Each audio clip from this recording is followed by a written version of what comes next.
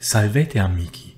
Now it is finally time to explore one of the most unknown sacks of Rome, Ricimer's sack of the city in 472 AD, where he and his barbarian soldiers besieged the city for 6 months, finally capturing it with severe and violent fighting in the streets of Rome. So why is this sack so unknown? How could it have come to this disaster? And most importantly, what were its consequences for the population and for the city of Rome itself?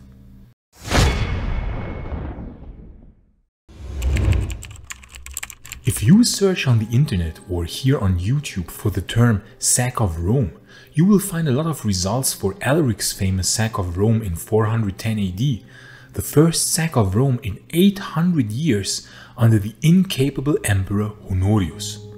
Or you will find lots of results for the famous Vandals sack of 455 AD, where only 45 years after 410, Rome was sacked again, but this time even more brutally by Geiserich's Vandal hordes.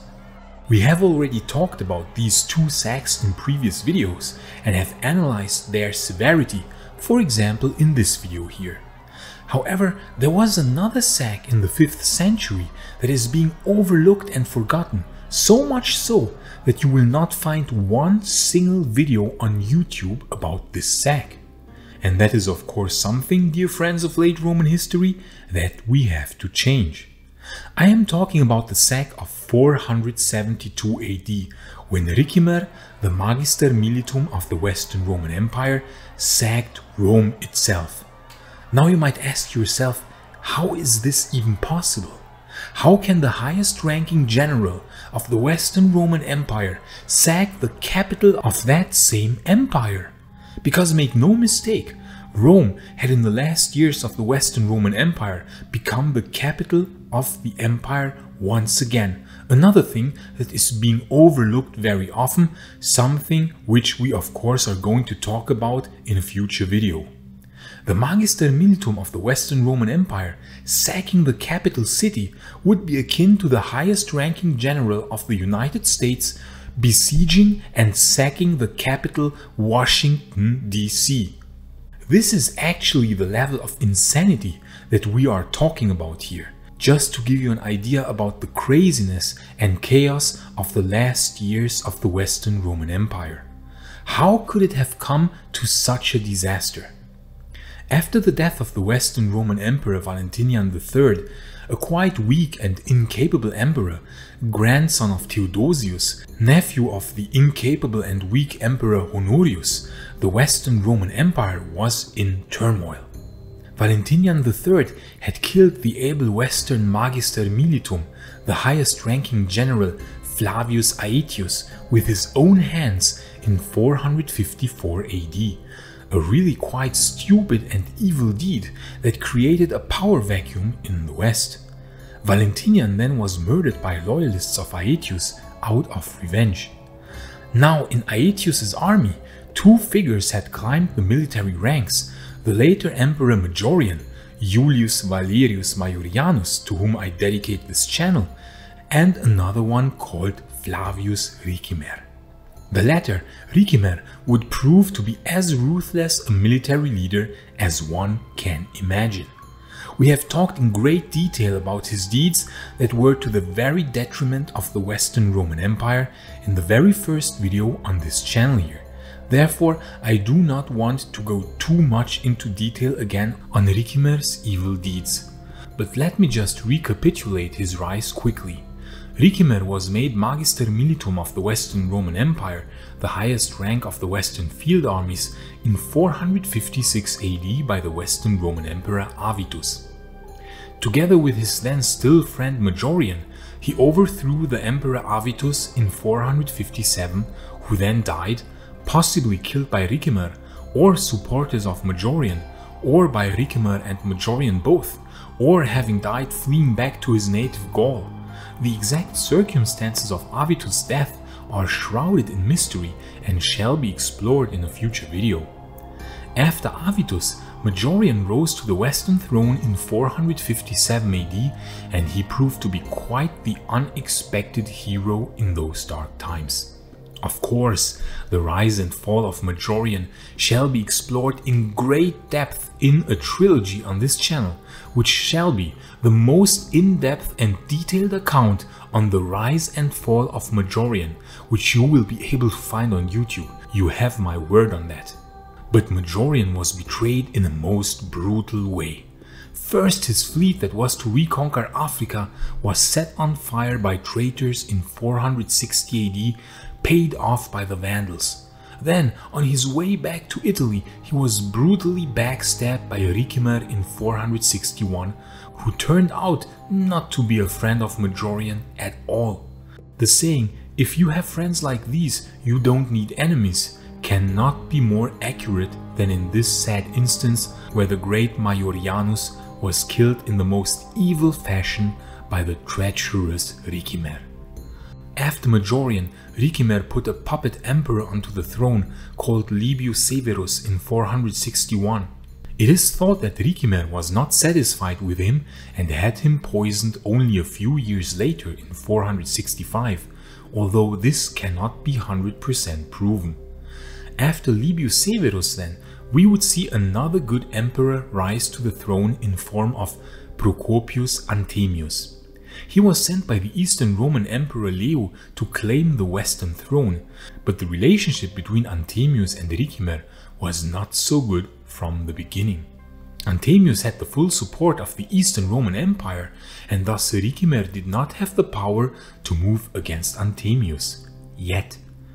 Under Anthemius, we would see the last concerted massive effort of the Eastern and Western Roman Empire to reclaim the lost province of Africa.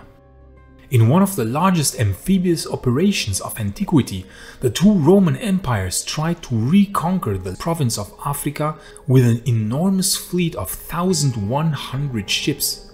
But due to the severe incompetence of the Eastern Roman general Basiliscus, the operation failed and the largest part of the fleet was destroyed by Vandal fireships in 468 AD in the also quite unknown Battle of Cape Bon. Of course, you guessed it, friends of the late Roman Empire, we shall make a very detailed video on this disaster. And please like this video and subscribe, and also turn on the bell so that you won't miss any future videos on the fascinating era of the late Roman Empire. And if you want to suggest video topics of your own, or participate in polls, or chat with other enthusiasts of the Roman Empire, or participate in exclusive live streams with me or our team, you can gain these perks by supporting our work on Patreon or via becoming a YouTube member. Thanks to your support, we will be able to explore many different topics of the late Roman Empire and improve the quality of this channel even more. Gratias agut tibi, amici. Now the position of Anthemius was greatly weakened after this disaster, while the power of the evil Magister Militum Ricimer had grown even stronger. After Anthemius had a friend and supporter of Ricimer called Romanus killed in 470 on grounds of treason, Ricimer openly broke with Anthemius. This was nothing new for Ricimer, who had already played a part in the overthrow of Avitus, had murdered Maiorian, and had possibly poisoned Libius Severus. Anthemius was reigning in Rome as the predecessors before him, because, as I said, Rome had once again become the capital of the Western Empire after Valentinian III had moved the imperial seat together with his entire family back to the old capital in 450 AD. Ricimer, meanwhile, had his seat in Ravenna, which was strategically in a better, more fortified position. The city was surrounded to the west by marshes and to the east by the sea, and it was generally thought that the city was almost impossible to capture. Rome, however, was, even though extremely well protected by the giant walls of the legendary Aurelian, quite exposed, as the city was surrounded by land on all sides and could thus be easily besieged. A fact that we saw exploited by the Visigoths in 410, and by the Vandals in 455. So it was thus that Ricimer had now openly declared Anthemius his enemy, and he left Ravenna and marched on Rome in 471, arriving outside of the city probably around October of the same year. John of Antioch is a valuable source here. He tells us that Anthemius and his supporters, which included a detachment of Eastern Roman troops, held the city. John also states that Anthemius had the support of the population of Rome. We don't know the exact numbers and troop strengths, but it is quite likely that Anthemius had a few thousand Eastern Roman troops at his disposal in the huge city, boosted up by additional bodyguard troops and supplement soldiers of the rich aristocratic families of Rome. It is thought that Anthemius's Eastern Roman troops were in fact, as was standard practice in that time, paid Germanic mercenaries, mostly Goths and Suevi. Ricimer, meanwhile, had brought an entirely barbarian army, measuring probably in the ballpark of 10 to 20,000 troops, as estimated by some modern historians. Odoacer was also present in this army, as well as Ricimer's nephew Gundobad. We can read in the excellent book The Falls of Rome by Michel René Salzmann, which is by the way my main source for this video, link in the description. Some Roman senators had sided with Ricimer, including those who were happy with the prospect of the elevation of the senator Anicius Olybrius to the throne. Anicius Olybrius had been sent by the Emperor Leo I to Italy to make peace between Ricimer and Anthemius. Instead, in the negotiations with Ricimer, we find Olybrius proclaimed emperor, although his official accession, according to Priscus, happened only after the death of Anthemius. So it is quite fascinating to read that according to the historian Priscus, there were also some supporters of Ricimer in Rome who tried to make Olybrius, of the powerful aristocratic family of the Anici, counter-emperor to Anthemius, who then after the death of Anthemius indeed became emperor. Meanwhile, Ricimer and his troops were camping outside of Rome, besieging the city from October 471 onwards, and the siege was going on for months. It is thought that the city was besieged for over half a year, until July 472. The Roman population was ravaged by hunger, and it is thought that the deteriorating nutrition and hygiene led to an outbreak of the plague. We do not know how exactly, but at some point Ricimer managed to capture the Transtiberinum, modern-day Trastevere, to the west of the Tiber River. Anthemius and his supporters had fortified the bridges so that Ricimer could not easily cross over the river. Ricimer also held the Ianiculum and the Vatican. Since Ricimer controlled the food supplies to the city, and as we said the population was ravaged by hunger, Anthemius's troops were already weakened. According to Paul the Deacon, Anthemius received reinforcements from the north under command of the Rector Galliarum Bilimer. The historian Roberto Umberto suggests that these troops now came in from the north, but they were hindered to enter the city by Ricimer, and heavy fighting ensued near the Hadrianic Bridge that connected the mausoleum of Hadrian to the city. Ricimer had used the mausoleum as a fortress, something which we would see more and more often, until in the Middle Ages, indeed the mausoleum of Hadrian had become the Castello San Angelo. We have no information how exactly Anthemius's Goth and Suevi foederati fought Ricimer's troops, and how they assisted Bilimer's newly arrived reinforcements. We just know that there must have been some heavy fighting near that mausoleum of Hadrian. This is a scene that we would see repeated already 65 years later, when Belisarius would defend the city against the Ostrogoths, with again heavy fighting at the mausoleum. Now, according to John of Antioch, Ricimer only managed to take the city by treachery. What else would one expect of Ricimer, the betrayer of Majorian?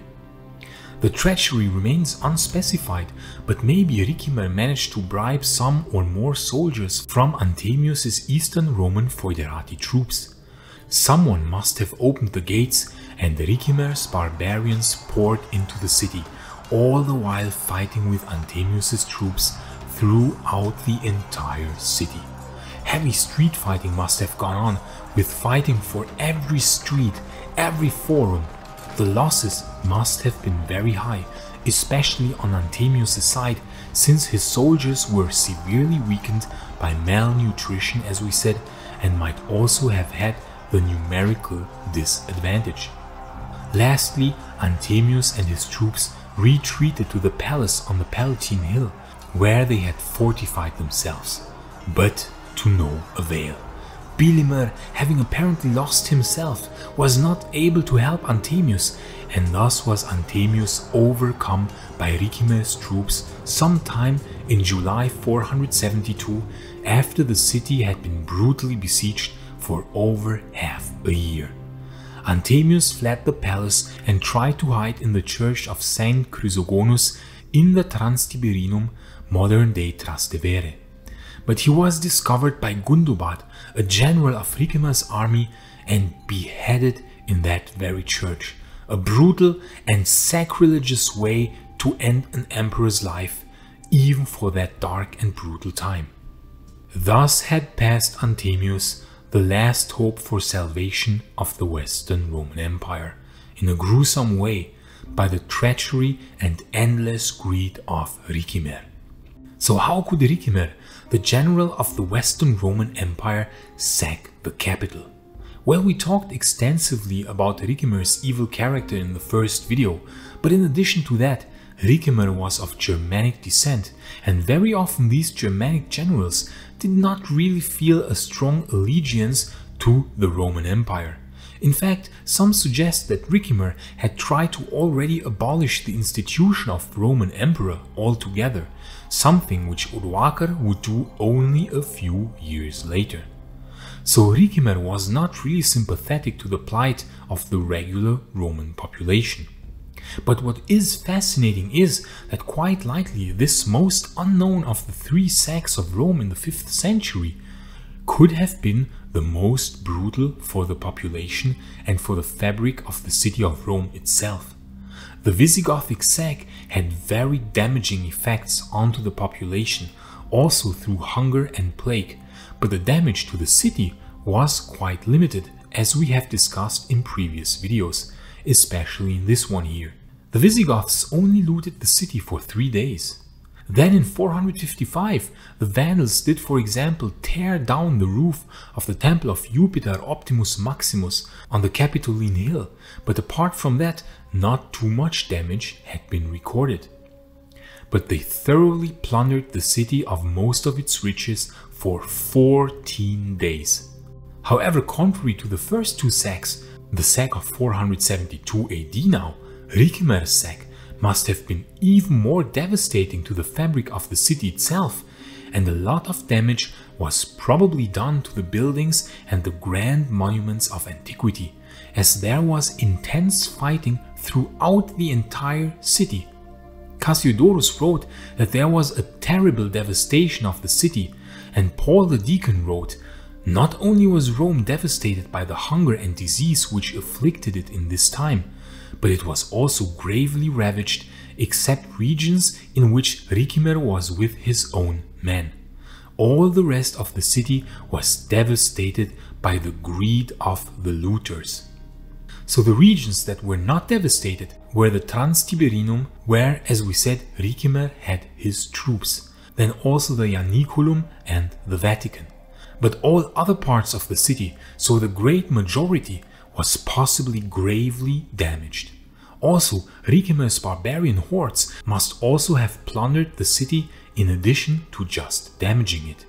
But how exactly the buildings of Rome were damaged, or how many Romans had died in that siege, we do not know. The population during that time had already declined because of the two previous sacks of 410 and 455.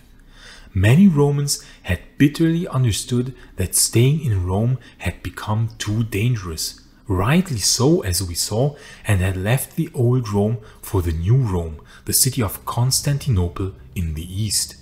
By 472, it is quite likely that the population of Rome was only measuring 250,000 inhabitants, only a quarter from its peak population of around 1,150,000 years earlier. There is not a lot of archaeological evidence on how many people had died, neither on what buildings were damaged. But we do know that the later prefects of Rome would repair a lot of the damage. And that even as late as under the Ostrogothic king Theoderic, many buildings of Rome had been kept in shape and had been repaired.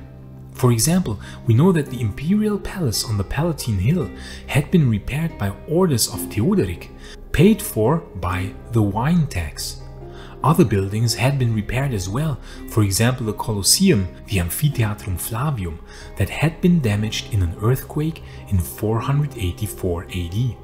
It is quite likely that the earthquake of 484 did more damage to the city than the fighting of the soldiers, since no heavy siege weapons were used in the streets. We can thus say that probably some buildings were damaged, most likely more by fire than by the limited damage a sword can inflict, but that these damages had already been mostly repaired some years later. Because by 500 AD, Cassiodorus gives us some details to the in parts surprisingly well preserved state of Rome, as discussed in this video here. There was spreading desolation and decay, especially in the more outlying regions of the city, but the more populated areas must have been kept in repair and must have still looked quite impressive, especially the area in and around the Forum Romanum. But nonetheless, the damage onto the population must have been brutal, and this sack certainly made the people realize even more that remaining in Rome had become just too dangerous. It is quite likely that even more people afterwards fled to Constantinople, and already by the year 500, only some 30 years after Ricimer's sack of Rome, the population had further dwindled to between 100 and 150,000 inhabitants, as modern archaeological estimates suggest. It is thus that this most unknown sack of Rome, where the not-so-friendly Magister Militum of the Western Empire sacked the capital of that very empire, could have been in fact the most severe of the three sacks of Rome in the 5th century. As to why this sack is so unknown, I think because there just aren't a lot of surviving sources on it, and also because being third is just not as popular as being first or second. The Vandals and Visigoths had just stolen the show. But we can say that just because an event is more unknown than another event, it doesn't make it less important or severe. The population of Rome in 472 AD would be certainly very surprised to find that this possibly most severe sack is the one least often talked about. Something that I hopefully have managed to change just a little bit with this video here. And if you are interested in what you would have seen in Rome a few years after Ricimer's sack in 472, you can watch this video here in the upper right corner. But if you are more interested in how Rome must have looked some decades later in the early 6th century, you can watch the other video in the lower right corner. I say thanks again to all friends of Roman history, gratias amici imperi Romani, and bene vale.